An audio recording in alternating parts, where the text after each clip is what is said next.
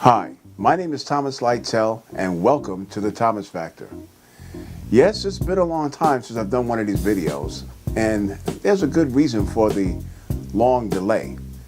Ever since the top of the year, my life has gone through a tumultuous, if that's the word, time.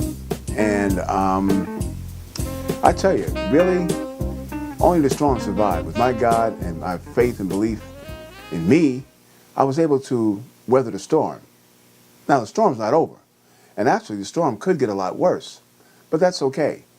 I've found comfort within myself and again within my God to allow me to put everything in His hands and to allow me to focus on my golden hand, which has always been financial freedom.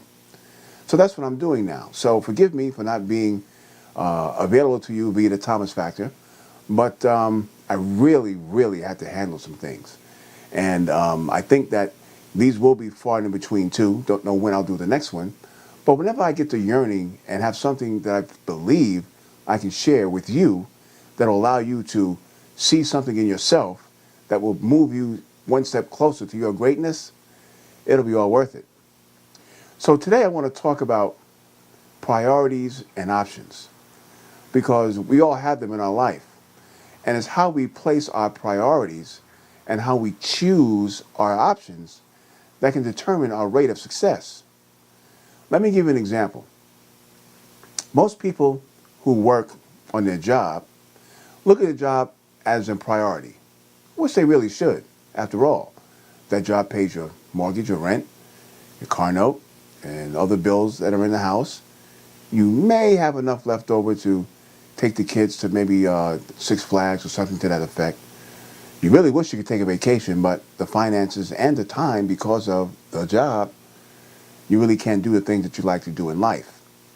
Now, the job that you make a very high priority, even over yourself, they look at you as an option. How? Well, let's take example Mary. Mary works at a department in her office which has 10 people that work in whatever function they do.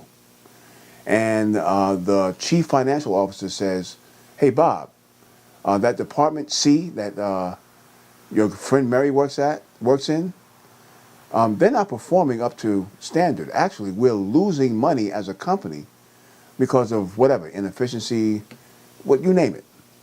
So we've come to the conclusion that we have to lay off 4 people in that department. Now, whether you think that department can function on 6 people or not is really inconsequential. That is just what has to happen. So it's up to you, Bob, to make sure that by next week, the department is down to 6 people. So now Bob has a unfortunate task to make a decision as to what 4 have to go. And if Mary's one of those 4, then they exercise their option to let Mary go. Happens every day in corporate America. It happened to me at Def Jam on August 15th, 2011. I was no longer a priority for the job. I was their option. And they exercised their option and laid me off. Now, I was smart enough to know 3 years prior to that date that it was time to make Thomas Littell the priority.